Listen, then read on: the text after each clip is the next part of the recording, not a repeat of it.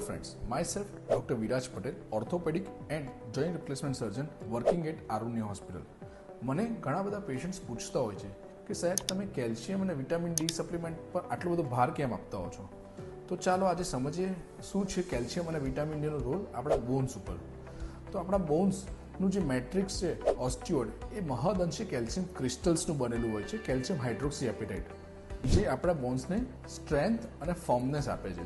આથી શરીરમાં કેલ્શિયમનો ઇન્ટેક જેટલું વધારે એટલું બોન્સમાં એનું ડિપોઝિશન વધારે, બોન્સની સ્ટ્રેન્થ વધારે. શરીરમાં કેલ્શિયમનું ઇન્ટેક ઓછું એટલું બોન્સમાં એનું ડિપોઝિશન ઓછું. સાથે બ્લડ સ્ટ્રીમમાં કેલ્શિયમ મેન્ટેન રાખવા માટે બોન્સમાં ઘસારો પહોંચતો હોય છે. આ પ્રક્રિયાને ઓસ્ટિયોપોરોસિસ કહે છે. આથી કેલ્શિયમ એ બોન્સ માટે બહુ અગત્યનું મિનરલ છે. ફક્ત કેલ્શિયમ લેવાથી વાત પૂરી થતી નથી. બેઝિકલી કારણ એનું એવું છે કે કેલ્શિયમ આપણે જે લઈએ એ ગટ એટલે કે સ્ટમકમાંથી બ્લડ સ્ટ્રીમ અને બ્લડ સ્ટ્રીમમાંથી બોન્સમાં ડિપોઝિટ કરવા માટે વિવિધ હોર્મોન્સ તથા વિટામિન્સની જરૂર પડતી હોય છે. એમાં વિટામિન ડી પિવટલ રોલ ભજવે છે. તો શું છે કેલ્શિયમ અને વિટામિન ડીના નેચરલ સોર્સિસ એ જાણીએ. કેલ્શિયમ આપણને મળે છે દૂધ, કેળા, લીલા શાકભાજી, કઠોળ અને ડ્રાયફ્રૂટ જેમ કે અંજીર.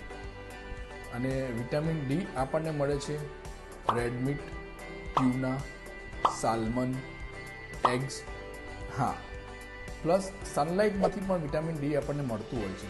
પરંતુ આ તડકો એ બપોરના 11:30 બપોરના 2 વાગ્યાનો તડકો હોય એ બેસ્ટ તડકો કહેવાય છે કે જે એ ટાઈમમાં આપણે સ્કિનમાં વિટામિન ડી જનરેટ થતું હોય છે.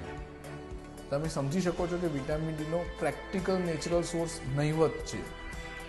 હજુ એક સ્ટેટ્સની વાત કહું તમને તો દેશમાં 75 to 80% પોપ્યુલેશન વિટામિન ડીની ડેફિશિયન્સીથી પીડાય છે. આથી એઝ એન ઓર્થોપેડિક સર્જન અમે વિટામિન ડી અને કેલ્શિયમ સપ્લિમેન્ટ્સ પર ભાર મૂકતા હોઈએ to make your bones stronger and healthier.